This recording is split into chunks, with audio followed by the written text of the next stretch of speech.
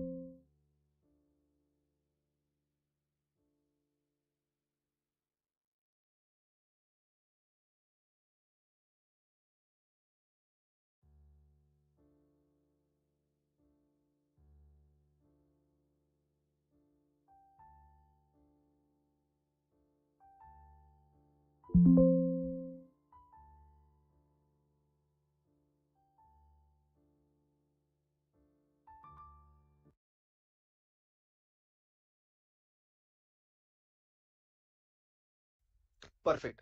So this is about remote backend. This is about local state file. What are the issues with the state file? What are some of the good practices with the state file and all other things. Now, there is one more topic that usually people ask in Terraform is Terraform modules, or there is something that you need to learn about Terraform is Terraform modules. This concept of modules is actually quite similar across multiple DevOps tools. Okay, so whether it is Jenkins, whether it is Terraform, whether it is any other tools, so the concept of modules is very similar. That is, whenever you have reusable code. Okay, so let's say in your organization you have a code for implementing EC2 instance plus ALB, okay, application load balancer, and you think that this code is used quite common. Or even if we take the same example, like the example that I'm showing you here, what I'm doing in this main.tf is I am writing a Terraform script for creating S3 bucket, and I'm writing Terraform script for creating AWS DynamoDB table, right? So I'm creating DynamoDB and S3 bucket. So in your organization there might be multiple DevOps teams, or you might be doing the same thing for multiple stages, like dev environment, staging environment, and production environment. So this happens to be a reusable code, right? Because you can use this code across multiple teams, or you can use this code across multiple environments. So in such cases what you will do is that you will put this example. Okay, in this case I put this example in a Git repository, right? So you will start using this repository as a module, okay, inside other Terraform scripts, or inside other Terraform files. So you will reference these things as modules in Terraforms. And once you reference them as modules, what will happen is before execution of these scripts, Terraform will start executing the modules. Okay, so that whenever you are trying to run the same example, if we take, whenever we are trying to set up Terraform, the users can worry about only writing the Terraform files. And if they just start using your example as module, what will happen is by default, they will have the Terraform configured with S3 remote backend and DynamoDB enabled. So there is a lot of effort that has gone, right?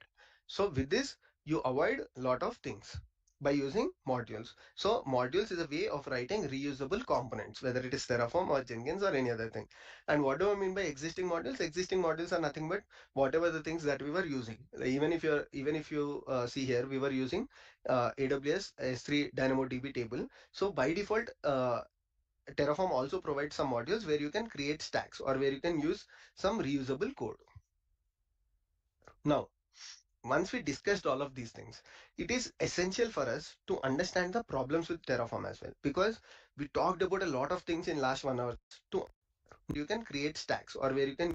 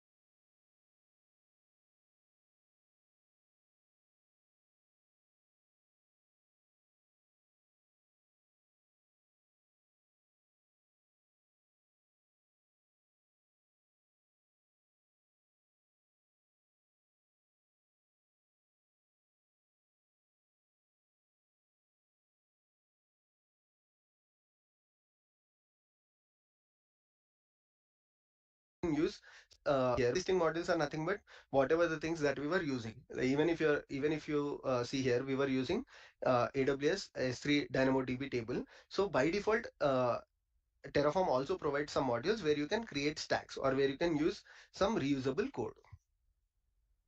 Now, stack. Even if your don't is a lot of confusing, the USML will once you Terraform, okay, inside other Terraform scripts. Start this triple environment, staging environment, and product. Do in your creating S3 bucket, and I'm writing Terraform script for creating AWS DynamoDB table, right?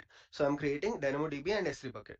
So in your organization there might be multiple DevOps teams, or you might be doing the same thing for multiple stages, like dev environment, staging environment, and production environment. So this happens to be a reusable code, right? Because you can use this code across multiple teams, or you can use this code across multiple environments. So in such cases, what you will do is that you will put this example, okay, in this case I put this example in a Git repository, right? So you will start using this repository as a module, okay, inside other Terraform scripts or inside other Terraform files. So you will reference these things as modules in Terraforms.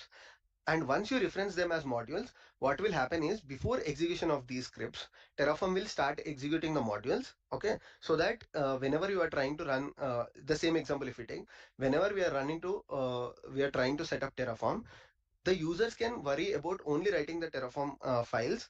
And if they just start using your example as module, what will happen is by default, they will have the Terraform configured with S3 remote backend and DynamoDB enabled. So there is a lot of effort that has gone, right? So with this, you avoid a lot of things by using modules. So modules is a way of writing reusable components, whether it is Terraform or Jenkins or any other thing. And what do I mean by existing modules? Existing modules are nothing but whatever the things that we were using. Even if you see here, we were using AWS S3 DynamoDB table. So by default, Terraform also provides some modules where you can create stacks or where you can use some reusable code. Now, once we discussed all of these things, it is essential for us to understand the problems with Terraform as well, because we talked about a lot of things in last 1 hour session, right? We talked about Terraform modules, we talked about Terraform state files, remote backends, remote states, configurations, advantages of Terraform. Let us also talk about some disadvantages, okay? Because even when interviewers asking scenario based questions during your interviews, they would be more interested in understanding the challenges that you faced with Terraform or problems that you faced with Terraform. So what are some of the problems? To start with, state file is a single source of truth, right? Whether you are storing it in a remote backend, whether you are storing it in your local machine, whether you are storing in a Git repository, it is always a single source of truth. So by any chance this state file is corrupted, whether you have misconfigured it, whether you have misused it, okay, or whether it is deleted accidentally, which is not the case usually, but let's say, okay, even if you're doing it in S3, the S3 supports versioning, and there is a lot of things. You can always go and get your old version of the state file. But let's say that you have misconfigured the state file or you don't know how to use it in a good way, then you have compromised your Terraform state file. Once you compromise your Terraform state file, that means to say that you have messed up with your Terraform and your infrastructure, because state file is the heart of Terraform. Then manual changes to the cloud provider cannot be identified and auto-corrected. This is one of the major challenges with Terraform. Let's say somebody during your production support, this happens very frequently. You can ask anybody who is using Terraform. Let's say somebody who is in a production support, or let's say somebody who wants to change AWS infrastructure, has access to your AWS. Okay, they manually modified some things to the Terraform. In our case, we created an EC2 instance using Terraform, right? Let's say somebody updated this EC2 instance on Terraform. Okay, knowingly, intentionally, or unintentionally. Now, Terraform is not bidirectional, or it is not a two-way communication. One is Terraform can look into the state file, and only when you update the changes in your local, Terraform will say that, okay, you are going to change the EC2 instance on the cloud provider, so let me update that. But when somebody modifies the resource directly on the cloud provider, Terraform will not know about it. And next time, when you try to update the resource, Terraform will say that, oh, okay, whatever I have in the state file is not same as the resource that is there in the cloud provider. Maybe somebody accidentally modified it. Now I cannot update it because there is a difference in it. Okay, so in such cases you have to do Terraform refresh, or you have to manually update your state file using the Terraform refresh command. Okay, so this is one of the disadvantages of Terraform, because sometimes what if there are many changes that are made to the cloud provider, or I don't even want somebody to update changes into the cloud provider, right? I want Terraform to be bidirectional. If somebody make any changes to the cloud provider, even it's a EC2 instance resource or key value pair or something, I just want Terraform to automatically update it, right? That is how you expect a tool to be. But Terraform does not do that. The same thing is explained. It is not a GitOps friendly tool. Okay, so the same thing. If you follow the principles of GitOps, it is basically like, Git is your single source of truth. Whenever you have resources in your Git, like the same example, let's say I have used the Terraform file in Git repository. It is a resource to create EC2 instance, or Terraform files to create EC2 instance. Now somebody, when they modify some things on the AWS cloud itself, they updated the EC2 instance on the AWS cloud itself. They have access to it. Now the information is corrupted, right? Whatever you have in your Git is not single source of truth. There is a change in the Git repository. There is a difference in the configuration file in Git repository and your AWS EC2 instance, and Terraform is not automatically correcting it. So that's why it's not a GitOps friendly tool. So you might say that you can integrate it with any GitOps tools like Argo CD and Flux, but Terraform does not play well. At least there are some Flux controllers that Flux is developing for this Terraform, but I have tried them. They are not that user friendly at this point of time. And Argo CD does not have native support to Terraform even today. Then can become very complex and difficult to manage. Yeah, if you ask somebody who is managing Terraform with for 2 to 3 accounts, or for large AWS users. So Terraform does not play well because it has a lot of things that can be messed up. And finally, try to position as a configuration management, because these days the Ansible and Terraform are trying to cross paths each other. People create infrastructure using Ansible. People try to configure Kubernetes using Terraform. So the crossover is not that good, because the tools have to be natively for their own purpose, right? Terraform is built for infrastructure automation, infrastructure as code. Ansible is built for configuration management, but for some reason, I don't know the vision of the tools, or the vision of the developers or the maintainers, but it's not something good at least according to me. I don't think that's a good practice. So if somebody asks you what are the problems with Terraform, you can definitely talk about these things. Okay, so just even if you try to remember these things and put the exact things with your interviewer, I'm pretty sure they'll be very impressed, because these are some of the practical problems with Terraform. Finally, Terraform interview questions. One is, I have done a full-fledged video on Terraform interview questions, and I have done a full-fledged video on problems with Terraform.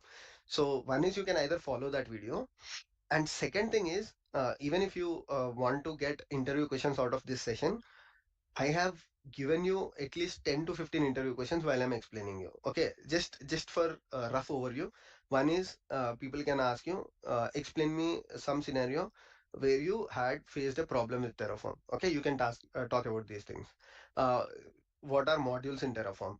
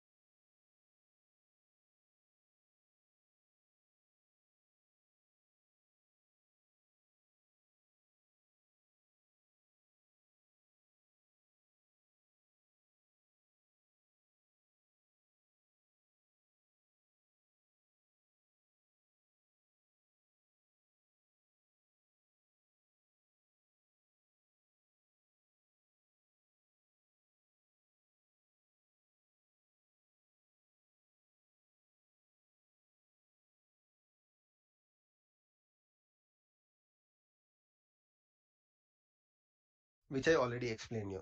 Okay, then people will usually ask you, this is one of the most common interview questions, that tell me about your Terraform setup. Okay, are you, this is what is to 15 interview questions out of this session. I have given you at least 10 to 15 interview questions while I'm explaining you. Okay, just for rough overview. One is people can ask you, explain me some scenario where you had faced a problem with Terraform. Okay, you can talk about these things. Uh, what are modules in Terraform, which I already explained you.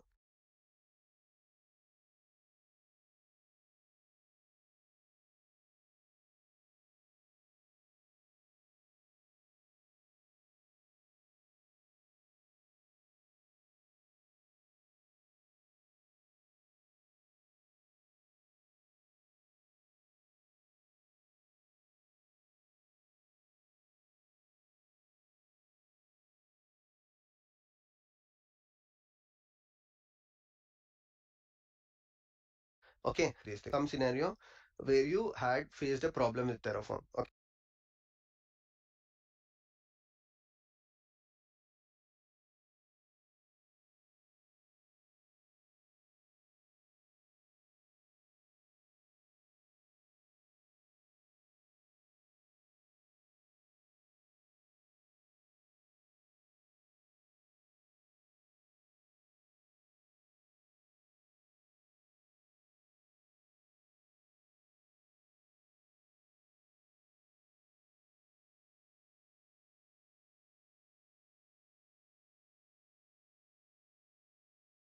Okay, you can talk about these things.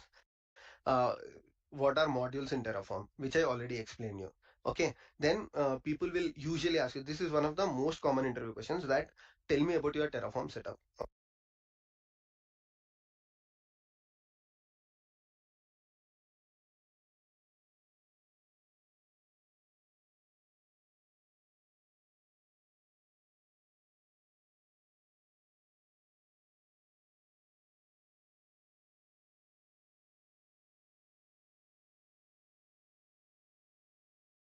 Okay, are you using your state file locally? Are you using your state file in Git repository?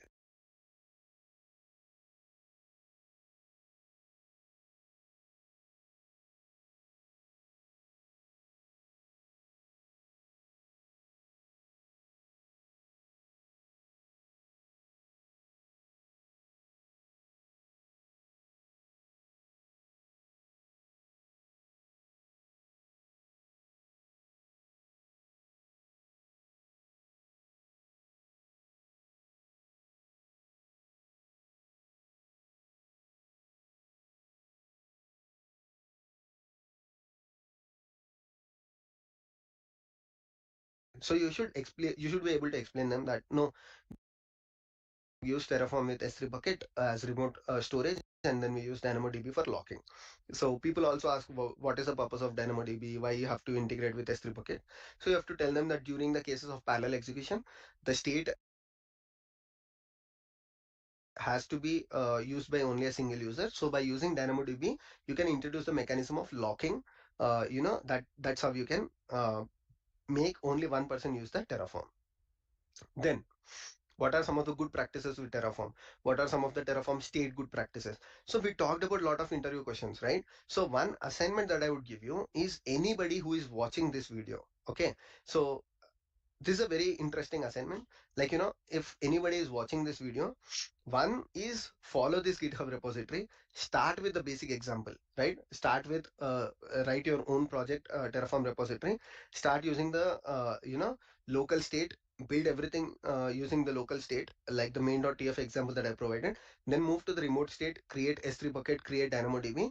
And once you do that, the task, the second task that I would give you is, prepare your own interview questions. Write your notes. Okay, what are the questions that I covered in this specific session, and what are the answers for yourself? And if you want, even I can review your questions and answers. Just put in the comment section that, Abhishek, I've prepared the interview questions as per the assignment, and I have stored them in a Git repository. Can you review them? I'll definitely review. And I always find it good, if somebody is benefited out of my videos, you can also post them on the LinkedIn. Like you can say that, I watched this video and I have got a clear understanding of Terraform. Now I prepared interview questions. I wrote a blog about the Terraform interview questions. Anybody who is uh, who wants to learn Terraform interview questions, then they can follow this blog, and even I can be a reviewer for your interview questions and answers. Okay, so this is a very detailed video on Terraform. It took a lot of time for me to prepare this entire slides and demo for you, and also the GitHub repository that I prepared. So please, if you like the video, click on the like button. If you have any comments, like good or bad feedback, definitely share them in the comment section. And don't forget to share these videos with your friends, whoever are interested to learn DevOps. And if possible, do post them about these videos in LinkedIn, so that you can also spread our channel with wider audience. Okay, so thank you so much. I'll see you in the next video. Take care, everyone. Bye.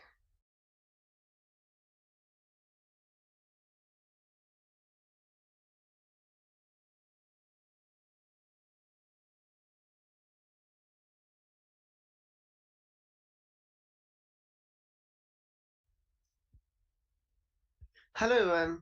My name is Abhishek, and welcome.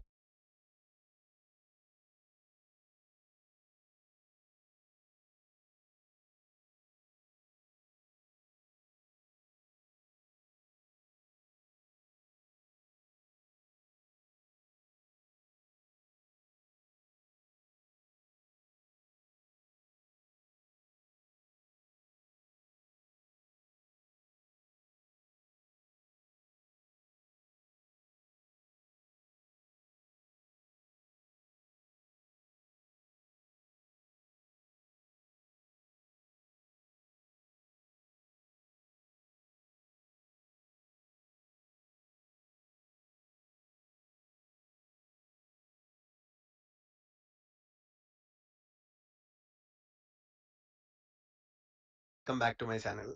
So today is day 22 of our complete DevOps course, and this is going to be a special one because we'll be talking about project management, as in what would a DevOps engineer do once he joins the organization? Like what will be the first 1 week, or how does the first 1 month look like? So we have talked about the DevOps roadmap.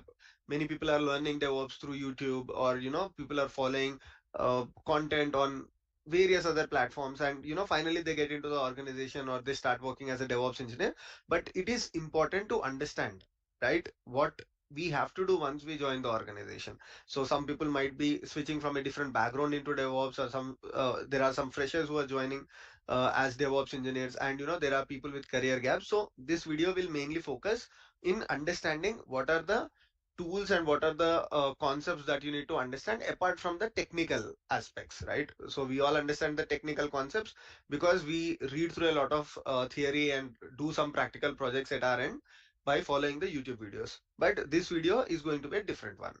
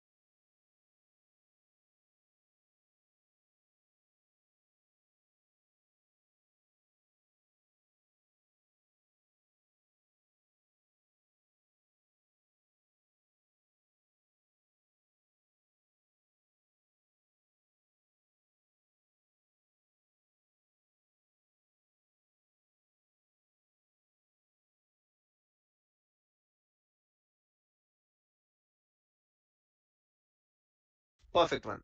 So what we will try to do is we'll try to look into some top tools, or some tools that every organizations use to track their work, or to understand how their project is going. So that's why we call it project management. So the first thing and the most important thing that you should understand is agile.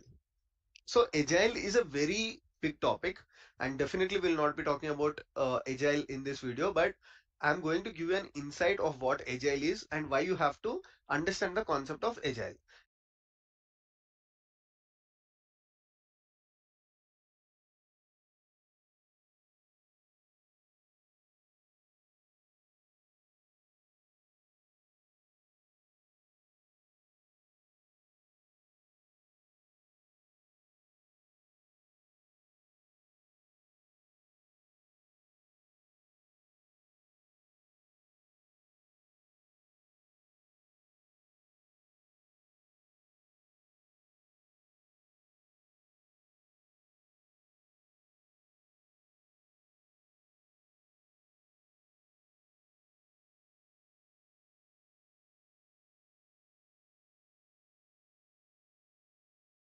So basically, agile is a methodology, okay, or it's a process.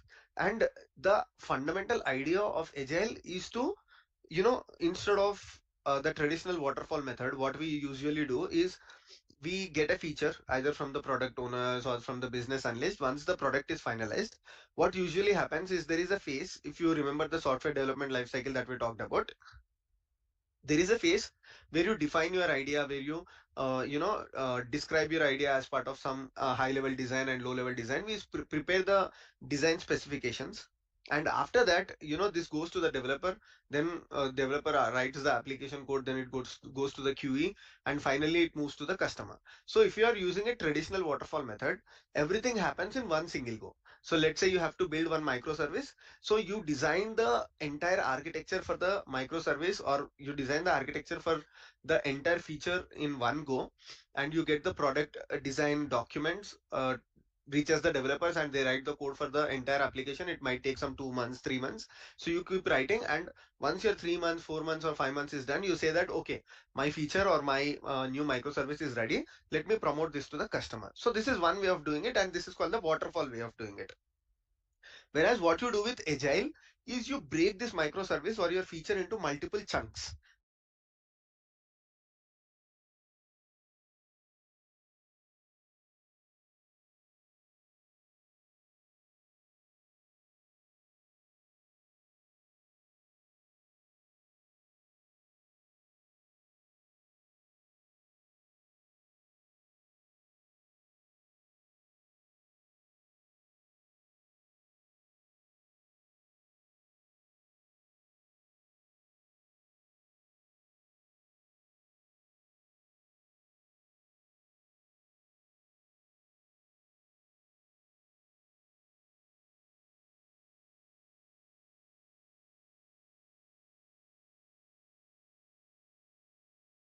So you divide them into style is doing it, and this is called the waterfall way of doing it. Whereas what you do with agile is you break this microservice or your feature into multiple chunks. So you divide them into simple parts. And instead of working on the entire feature or the microservice for 3 to 4 months, you just deliver the parts to your testing team, okay, or you deliver the parts to your staging or the dev environment, like in couple of weeks or in 3 weeks, whatever you define as your sprint.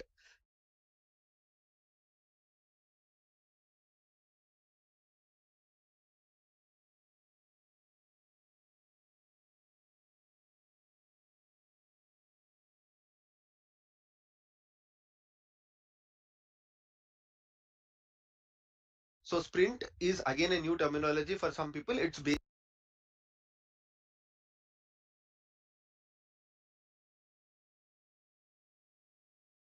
basically like sprint. Deliver the parts to your testing team, okay, or you deliver the parts to your staging or the dev environment, like in couple of weeks or in 3 weeks, whatever you define as your sprint.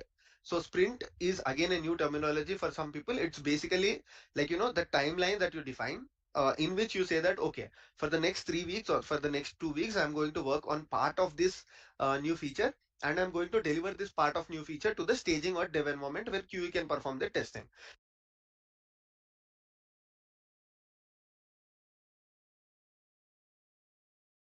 So this is how agile is efficient. Like instead of you waiting for the QE team has to literally wait for all the 4 months, 5 months. They continuously work on their backlog or they work on the other test automation parts. And once the developers say that okay, my application is ready, then it moves to the QE state and they work on the testing of the product. Or even for the developer, it's a tedious activity because for the complete 4 to 5 months they work on the entire feature. Sometimes it happens that they don't have a clear roadmap because you are building the entire application in one single go. Whereas if you're doing it in parts, what happens is you deliver a part of the application to the QE, and QE will immediately tell you that, okay, something is not working fine. So, you can go back and you can redesign your priorities.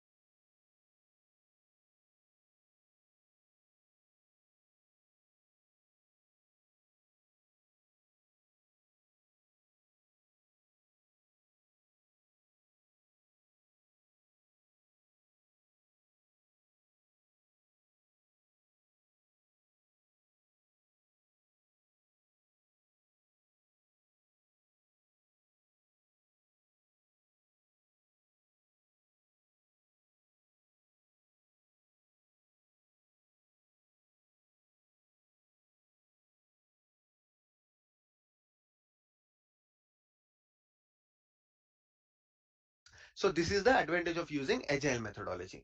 So you do things in simple step-by-step approach. So this is called as agile. Now, why you should need to understand agile? Because if you are going to an organization, let's say in a DevOps role or development role or any role, and these days 90% of the organizations are already in agile methodology. So if you don't understand this concept, and let's say you are an experienced engineer and you are migrating, or sorry, you are switching your career from one domain to the other domain. Let's say you are moving from development or you are moving from QE or BSc background or any specific backgrounds to DevOps engineer. So your organization will at least expect you to understand the concept of agile.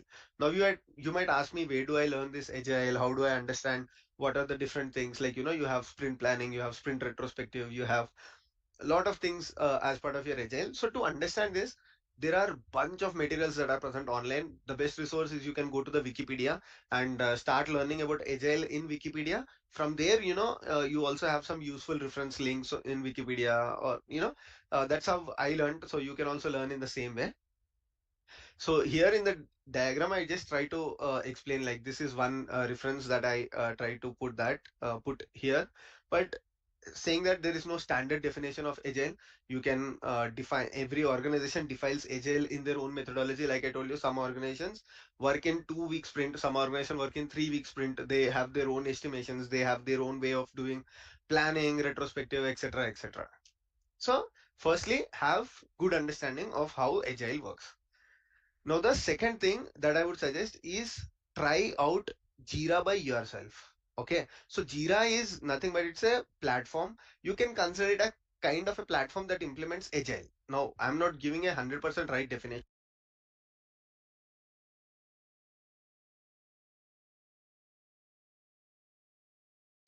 but kind of a platform. Okay, so Jira is nothing but it's a platform. You can consider it a kind of a platform that implements agile.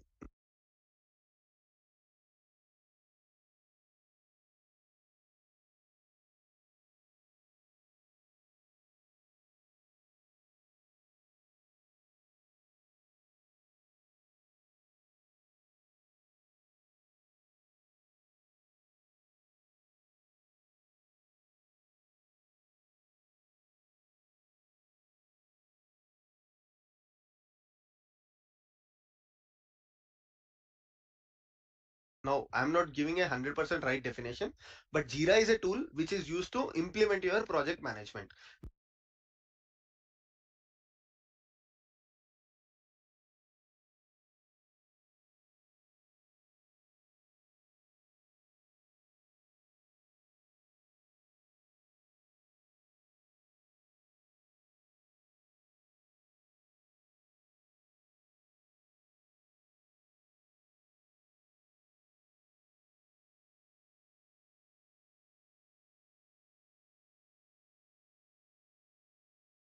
where you can track your work. For a very basic example, let's say there is a CEO, and the CEO wants to look into all the priority one issues in the entire organization. Now he cannot typically go to each and every manager and ask, or draft a mail and ask all the managers what are the priority issues. Instead, there will be one centralized Jira board where somebody who already knows Jira can go there, write a Jira query to pull all the Jira issues or Jira epics or stories or bugs with priority one as issue, and they get list of information, like where the organization has priority one issues in the entire uh, you know uh, projects. So this is how Jira is useful, and this is at the central level or the high level. And if you go one step down, Jira is also used to track your projects. Like let's say I'm working in a development team of 10 members, and my manager wants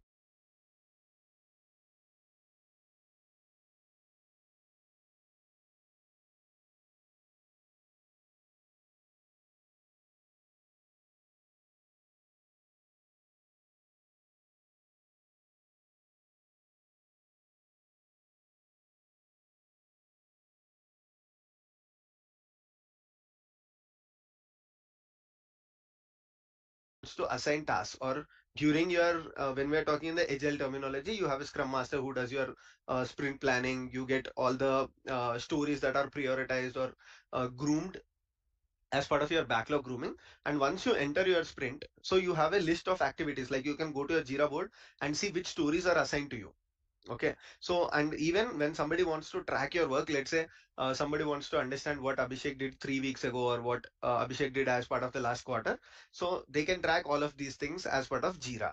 Also, your team's velocity, or your team's efforts that you are putting in a sprint, and how much you are able to accomplish, and how much your team is filling up for the next sprints, or next cycle. This also can be tracked using Jira. So efficiently, it's a project management tool, and one should definitely have good understanding of Jira. So let's say you have a good understanding of technical things on DevOps or any other thing, but if you're not able to understand how Jira is working, it's not a rocket science. I think hardly it will take 1 or 2 days to understand the entire workflow of Jira. So just spend a couple of hours, or just spend a couple of days to make yourself comfortable with Jira. Now, some people might say that, okay, you have been talking about Agile, you told that Agile I can understand using following Wikipedia documents, but Jira is a practical tool, right? So for Jira, what I would recommend is, somebody who is willing to learn Jira, what they can do is I'll show you how to create a trail account, or let me show you that. So what even I have done in the past is I have created a license of Jira. So, Jira provides you a temporary license. Let me share my screen and show you. So you can follow the same steps. What you can do, I hope you are seeing the right screen. Just give me a second for the screen to load. Sorry for that. Yeah, perfect. Now you should be able to see the screen. And what I would suggest is, firstly, go here. Okay, so what I typed in Google is just download Jira. So you can also do the same thing.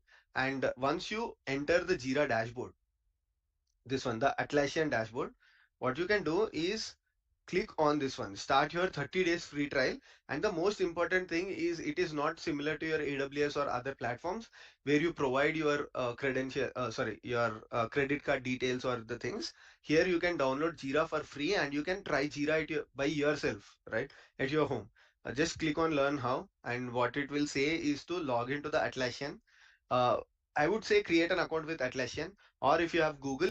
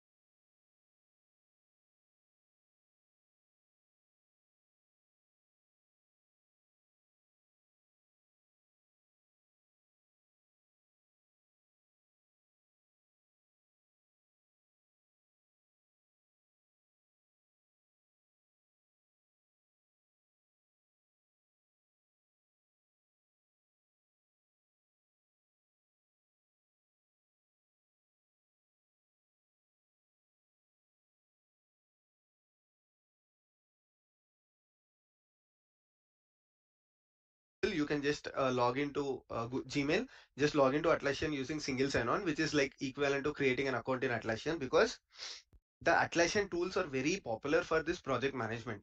After a while, we'll also talk about tools like Confluence, which is again a Atlassian account. You can get familiar at your end by creating a dummy account or just a trail account with Atlassian. So select one of the products. You can say anything.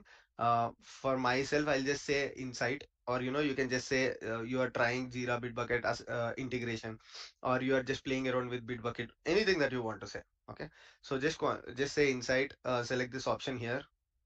Provide the details of your organization. I just said my dummy org. Provide whatever you like to. Then click on generate license. So this will generate a dummy license for you. After this, you can directly download the app, okay, and just follow the steps that are provided here. Install the application, apply your license, and you will get a Jira instance at your home. Okay, on your personal laptop, you'll get a Jira instance where you can try out all of these things.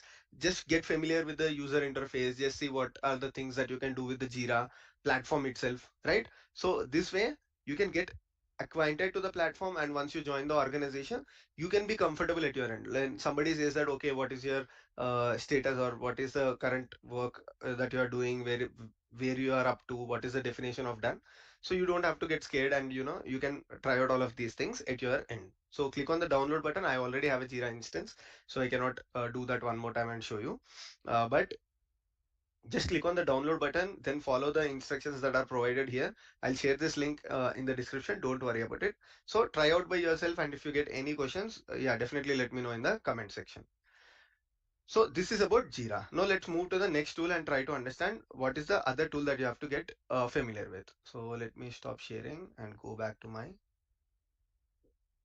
this one here again. Sorry, I have to switch the screens in between today.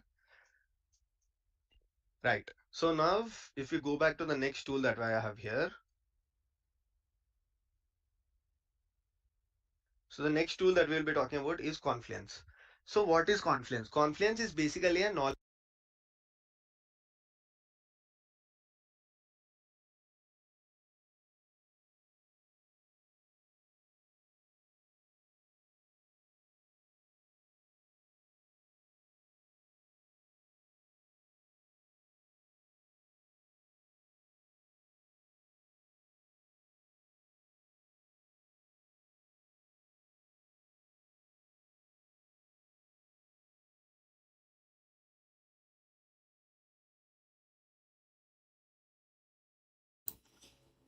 So as I take small break, and since no, we start delay today, so we will bit delay today. I think around 4:40 or something we will start, and yeah, so I think it's crossed our traditional chat break, and yeah, it's okay.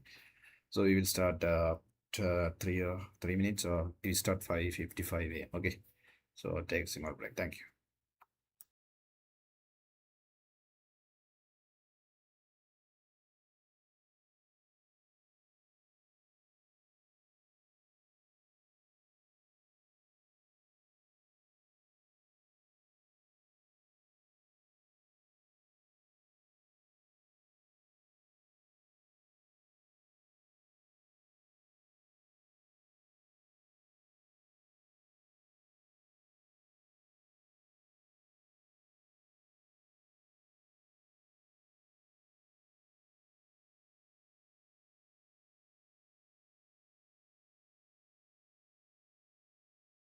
Someone asked, what is the use of this language? Actually, Terraform is not a language, it's an infrastructure as a code. And please check the previous live stream or the attached main master playlist, so you can study about Terraform. Okay, this is not a programming language. You know, it's an infrastructure as a tool specifically for so automating your cloud-based internet. I'm not talking much deeper here, but yeah, you can check. Yeah, thank you.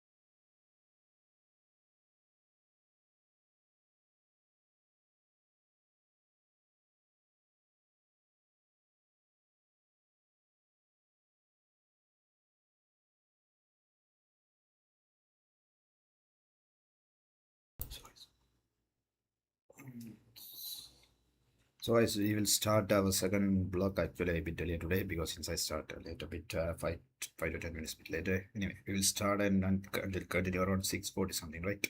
Thank you.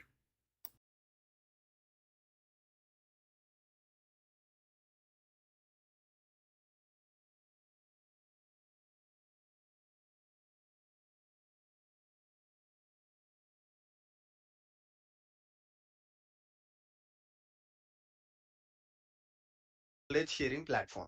Okay, people might have different definition to it, but Confluence or the next one that we are also talking about, SharePoint.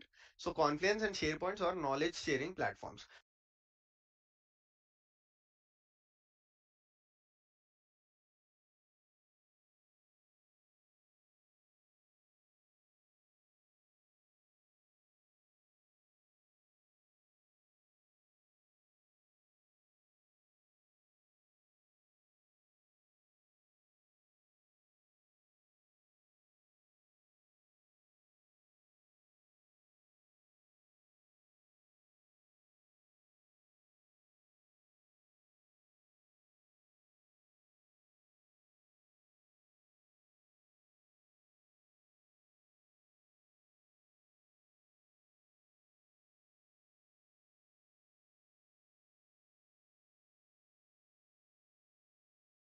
Now, what is knowledge sharing platform?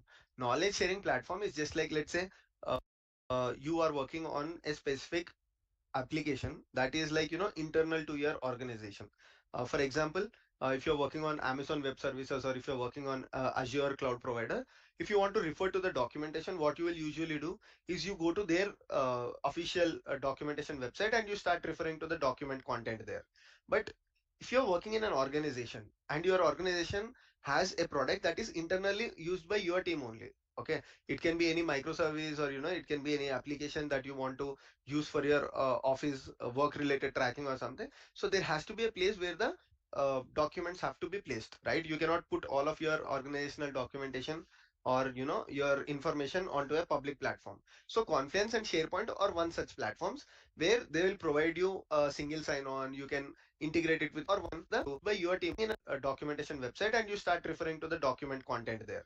But if you're working in an organization and your organization has a product that is internally used by your team only, okay, it can be any microservice or it can be any application that you want to use for your office work related tracking or something. So there has to be a place where the documents have to be placed, right? You cannot put all of your organizational documentation or your information onto a public platform. So Confluence and SharePoint are one such platforms where they will provide you a single sign on. You can integrate it with your organizational LDAP, and everybody gets to create an account.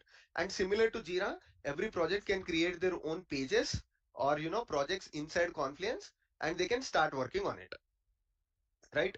So this is about the Confluence and the SharePoint point of view. They are the document or knowledge sharing platforms. If I have to give one more simple example, let's say there is one person in your organization who has built entire CI/CD system. Now, if this person leaves the organization, there has to be an efficient way how this knowledge has to be transferred to the developers or DevOps engineers who are coming after he knowledge sharing platforms. If I have to give one more simple example, let's say there is one person in your organization who has built entire CI/CD system. Now, if this person leaves the organization, there has to be an efficient way how this knowledge has to be transferred to the developers or DevOps engineers who are coming after he left the organization, or even the junior DevOps engineers who are currently part of the organization. So that's why every such information is documented as part of Confluence and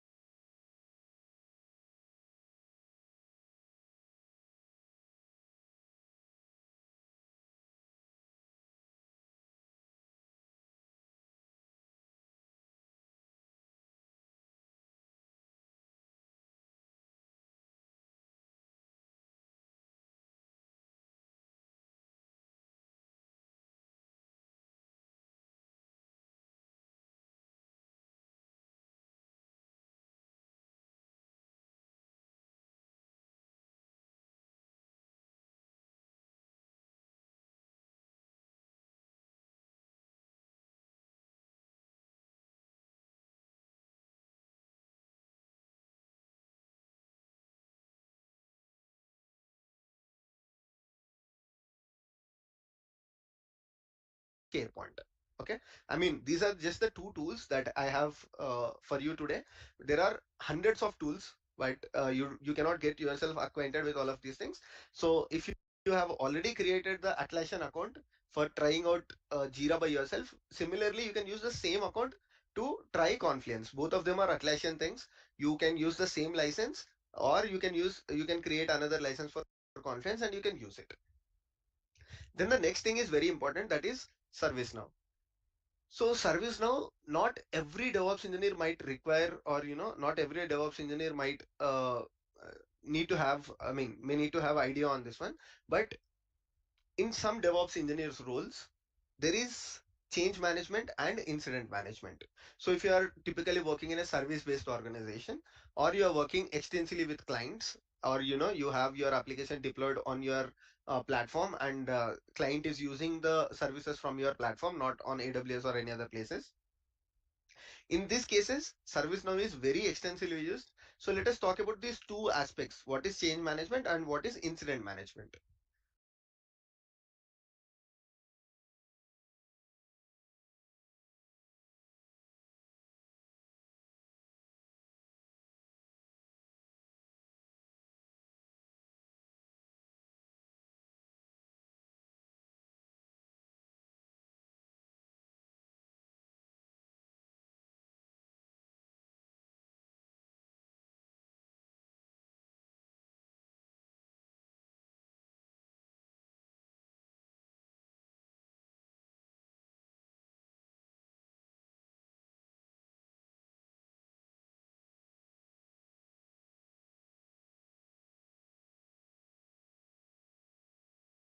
So if it is going top of your head, or if you feel it overwhelming, don't worry.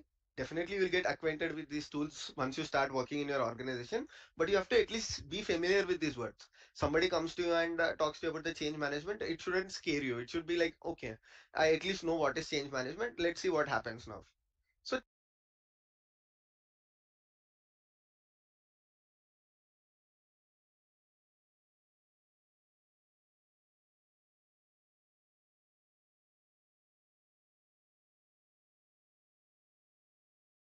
change management is a process.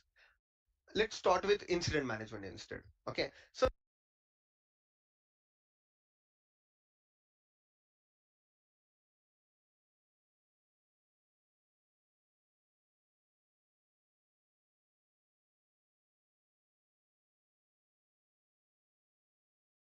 incident management, in our previous classes, what I told you is monitoring is very key in DevOps roles.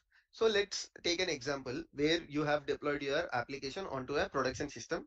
It can be EKS, or it can be your on-premise Kubernetes, or even on your production servers. So you have deployed it and your customer is using it.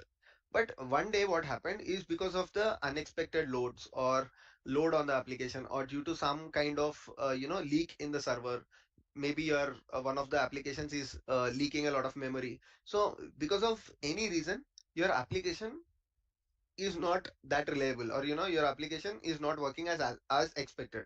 So what your monitoring system would do is, the main purpose of the monitoring system is observability. It would observe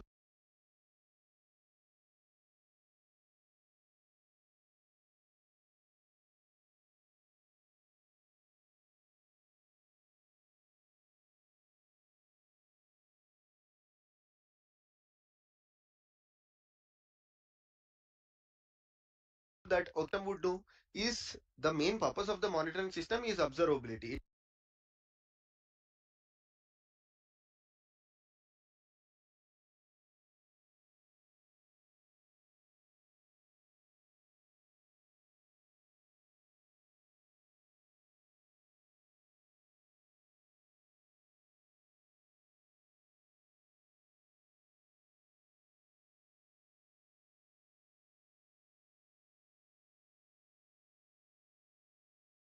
It would observe that, okay, there is one malfunction in the production system. Let me throw an alert.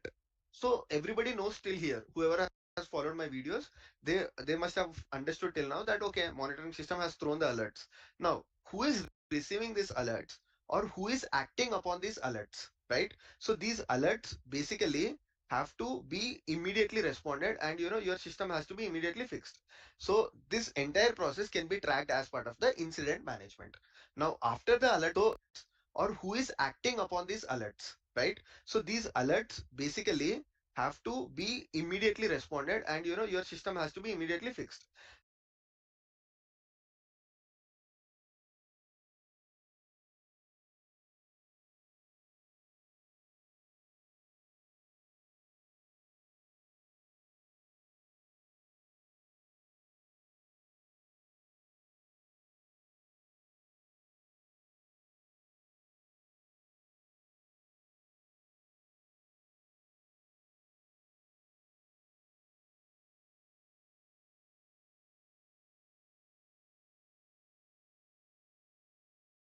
So this entire process can be tracked as part of the incident management. Now after the alerts are thrown by your monitoring system, this incident management system, okay, what it has to do is it has to create an incident saying that, okay, there is an alert that is thrown by your management monitoring system.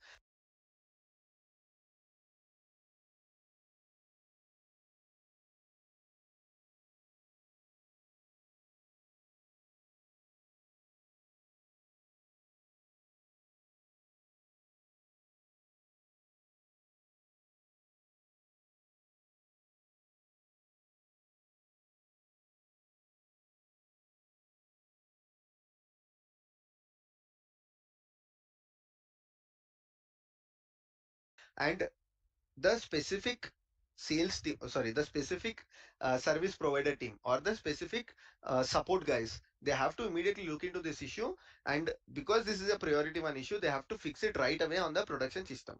So this entire thing has to be created as an incident, and it has to be assigned to a specific person.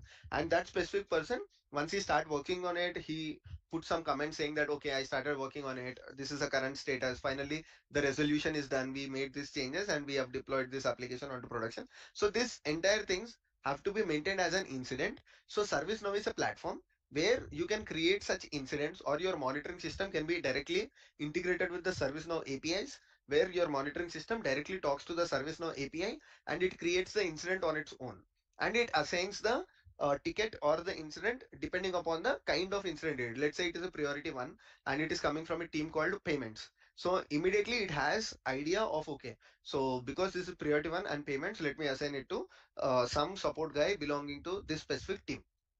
So this is how you integrate your monitoring system with your tools like ServiceNow for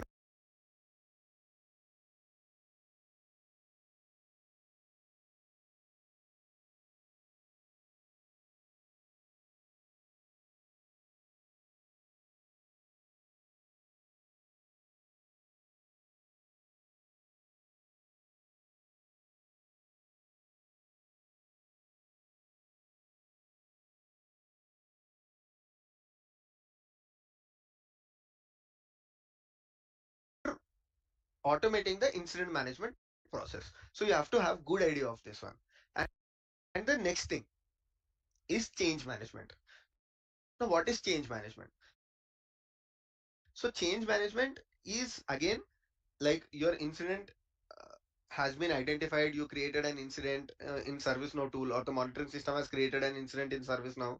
It is assigned to a specific person, but once the specific person understands the root cause, and he goes ahead and wants to make changes to the system, okay, he wants to, like, okay, he understood that this is a change in the behavior, and now if I have to fix it, probably one application is leaking memory, so now I have to, okay, look into the thread dumps, understood what is the issue, and he says that I have to fix this specific part of the application. But on a production system, it's not that easy. Like, you cannot go and say that, okay, I made a change, and identified a change, now let me just modify it, and I'll ask customer to not do anything for the next 15 minutes, right? That's not possible. You cannot tell your customers that, okay, my system will go down in 15 minutes, don't work on it. So it has to go through a process. So this process is called as change management, where you create a service now ticket, you identify the list of vendors, or you identify list of teams who can work on this production system change. Like there has to be a team who has to work on stopping the servers, gracefully shutting down the servers. Finally, there has to be a team who have to start the server.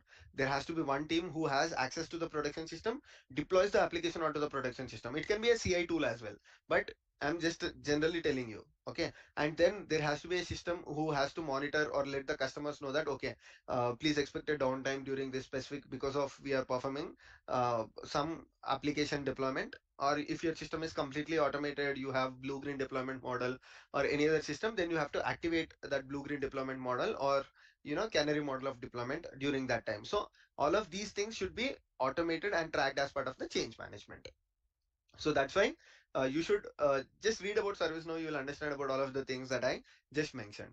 Then finally, read the docs. So read the docs I put here because of the open source projects. So there can be some open source projects, and if you're using an open source project, on a contrary, you will not use Confluence or SharePoint because they are licensed tools. For now, you can get a 30 days, 90 days free trial license. But end of the day, if you're working on an open source project, you'll not be interested in using any commercial or licensed products. Instead, you would go for an open source product. So read the docs is one such. So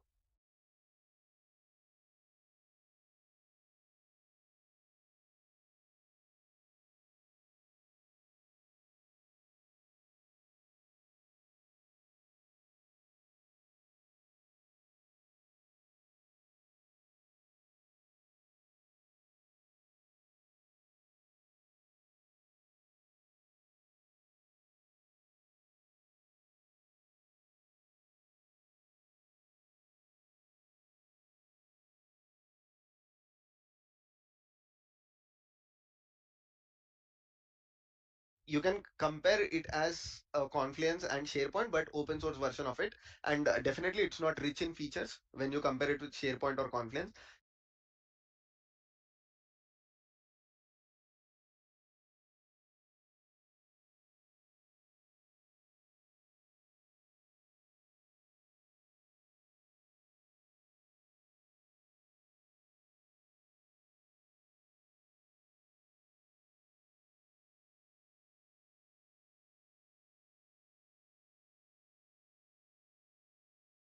SharePoint and Confluence have a lot of more integrations. It works very smoothly with multiple people in your organization, whereas Read the Docs is just a static website hosting platform where you can just host your static website which contains all the documentation regarding your product. But Read the Docs has a very good integration with GitHub. So whenever users commit their MD file changes or documentation changes in GitHub, you can directly automate the CI process to deploy the changes automatically to Read the Docs. So yeah, it's an open source platform and it plays very well with the open source tools. Then Git and GitHub. So why did I put Git and GitHub in the project management? Somebody might think, okay, what is the comparison or relation between Git and GitHub on the project management topic that we are doing today?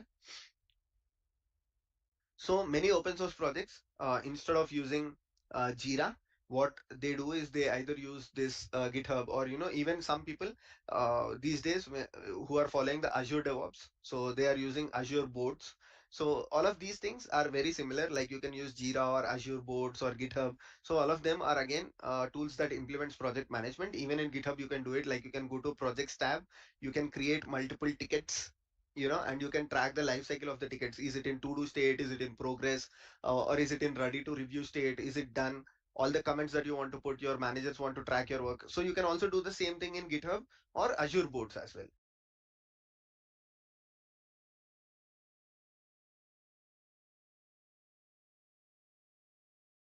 So that's one of the reasons if you're going for an open source project, it's most likely that you can track all of your work on GitHub as well. You can look into Kubernetes or any other open source platform and see how they are tracking how they are tracking their project, what are they going to do in the next release cycle. Everything will be part of the GitHub project section, or on the GitHub organization in the project section.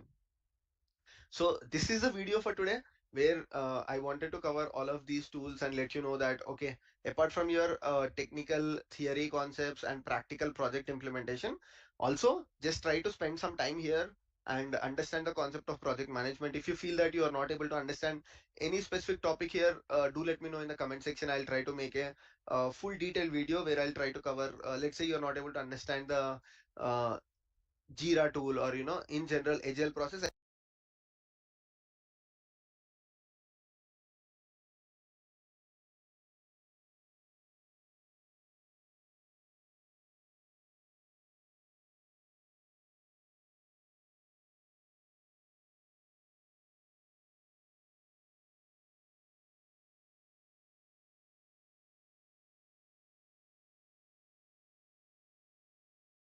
I cannot make the complete videos on agile, but at least I'll try to cover a few things on agile. Or I also can do one thing, like if you people are really interested, I can involve a person who can talk about the agile methodology and Jira, how to track the work on Jira, how exactly the process of agile works and everything.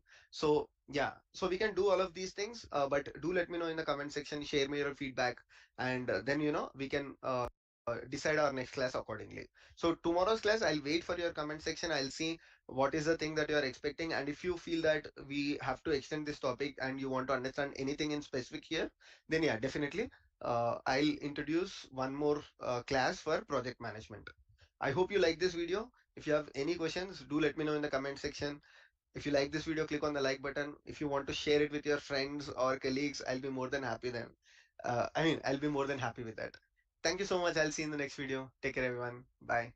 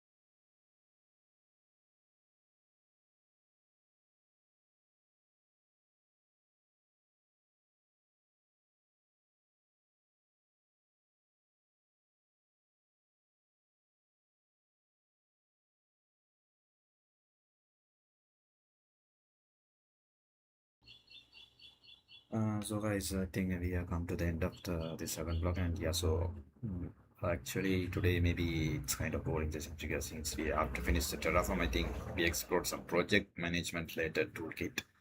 I think we explored like agile methodology, so it's not much deeper, but yeah, some sort of basics, right? Why we use, you know, why we use this methodology and specifically the toolkit like Jira, it's mainly used to implement, I think, this agile methodology, if I'm right understanding. Yeah, so the agile methodology and the tool need to implement like Jira and another tool, I think Confluence or something. Yeah, and also I think this is a knowledge sharing platform. I mentioned, wait, I will check. Right. Okay, yeah. This is a knowledge sharing first one. Confluence and Japan. Yeah, these both knowledge sharing platform. Yeah, and Jira is the platform that implement Agile. Yeah, so the Agile methodology it's implemented by Jira. It is a tool that implement your project management strategy. Yes, exactly. So yeah, these are the tool again. As I mentioned, is today we explored the project management tools, and yeah, it's also it's must and you need it and be when you are working with the organization, you have you sort of some idea what are this tool we are going to do with. Okay, so that's the idea. So that's why I was to take some note around these tools as well. Actually, I already demonstrate practice with Jira tool. You can see my screen. I think it's a day one or day two something if I start, I think around May or something. Yeah, so these are the tools and understand, if now I explored the different like, the incident management, change management, and the connection like for example if you have a monitoring system and the system identify any failures, then how these things the India workflow is going to work, what are the people are those people are going to involve, and what are the systems we are going to use. So the tool like ServiceNow is the primary tool we are going to use here. Yeah, so these are things today explored, and yeah, so I think we are going to end the live session right now, and yeah, so maybe tomorrow, I think Saturday, right? Yeah, tomorrow, Saturday and Sunday, I think we will explore. I have planned to do the revision or the recap around Terraform. So since Terraform is a very important tool to know, because since nowadays most of people are using for mainly in the cloud context. So most probably Saturday and Sunday we will explore the Terraform revision. So we will redo all the tasks. Maybe we do some new project as well. So maybe small project, but yeah, I will try to create a new project if possible. Yeah, so we will try and explore these things next 2 days. So as a revision or recap, and yeah, so we will stop the live session right now. And thank you so much those who have joined today this early morning amazing live session and encouraging me. And yeah, so if you have any question, please put in the chat and I will reply as soon as possible. Thank you.